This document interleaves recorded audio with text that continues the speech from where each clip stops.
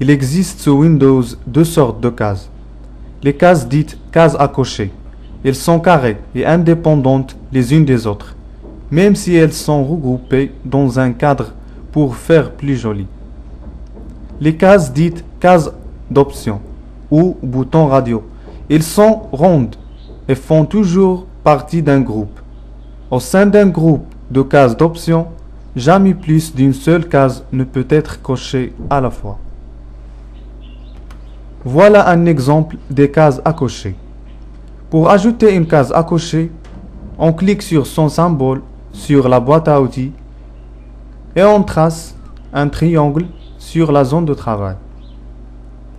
La principale propriété des cases à cocher est bien pour les cases d'options et la propriété caption. Il s'agit du texte écrit à droite de la case. On écrit par exemple « J'aime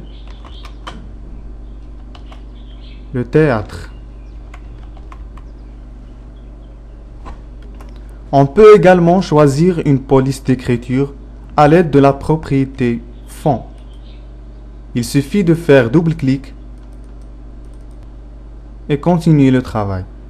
Par exemple, on choisit la police Comics sans MS et la taille d'écriture 10 et on clique sur OK. Voilà le résultat.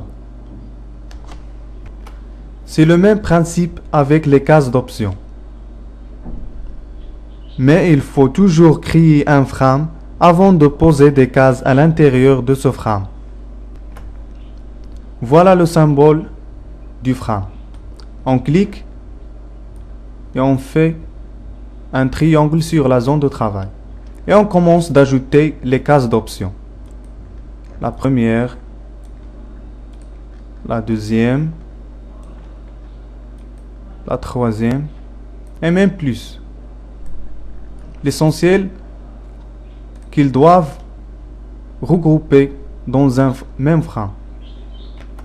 Il faut dire que dans le cas contraire, le langage ne reconnaîtra pas les cases comme faisant partie d'un même ensemble. La propriété la plus intéressante d'une case qui nous permet de savoir s'il est coché ou non est la propriété value.